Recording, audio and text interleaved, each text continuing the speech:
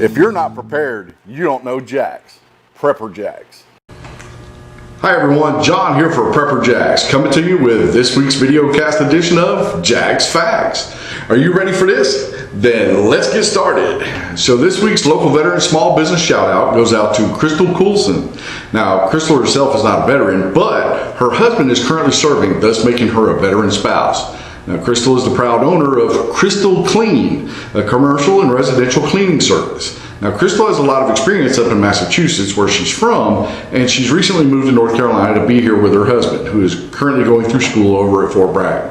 She is starting to get her business established here in the Fayetteville, North Carolina area. And so if you are in the Fayetteville, North Carolina area, give Crystal a call at 774-534-0452 or send her an email at crystalcleaner.pro@gmail.com. She'll be happy to clean you up. So instead of giving you a facts today, I thought I would conduct a follow-up from last week's Jax Facts, where I covered a pet, no pun intended, peeve of mine regarding leaving pets behind. Today, I wanted to show you what we do when we travel with our pet, Sophie. We've had Sophie since 2012, and she has traveled everywhere with us.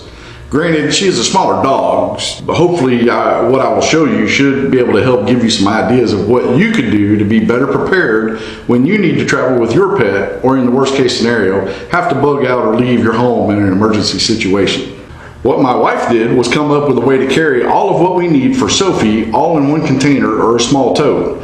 Again, if you have a larger breed dog, you may need to consider a different option. But what Kim did was consider every item that we needed for Sophie and then assembled it to determine what kind of container we would need to contain all of it. One thought to consider is what type of container to keep dog food fresh in.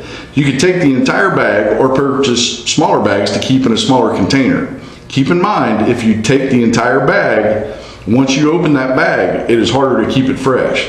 That is why Kim chose this creamer container with the screw-on lid and an oxygen absorber. It helps to keep Sophie's dog food fresh in this container for up to 2 weeks, which is how long we could feed her out of this container. And while we're on the food subject, consider how many treats you give your pet per day and then calculate how many you would need for a potential evacuation situation. 7 to 10 days worth of treats is a good rule of thumb. Sophie gets 1 treat per day, so 1 bag is sufficient for her.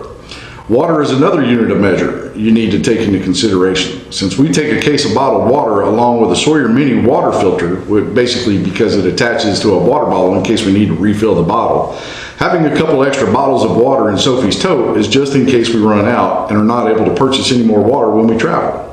If you notice, we also have 2 bowls, one collapsible and one hard with a cover. Because Sophie is like any child, she may not be particularly hungry when we feed her. And instead of pouring it back into the container, we can put a lid over it. This way, if we ever have to make it soft for her by pouring water on her food, it doesn't get the rest of her food all soggy either. Besides, it keeps it all together and we know if she's been able to eat anything out of it and we don't overfeed her too. Lastly, we have some of her doggy poop bags. Now, we keep her leash in the pocket of the door panel, and on her leash, we have a poop bag carrier. Let's face it, our dogs are going to have to poop at some point, and the responsible thing to do as pet owners is to pick it up as someone doesn't step in it. Poop bags are the hygienic way to pick it up and dispose of it in trash cans without usually offending anyone.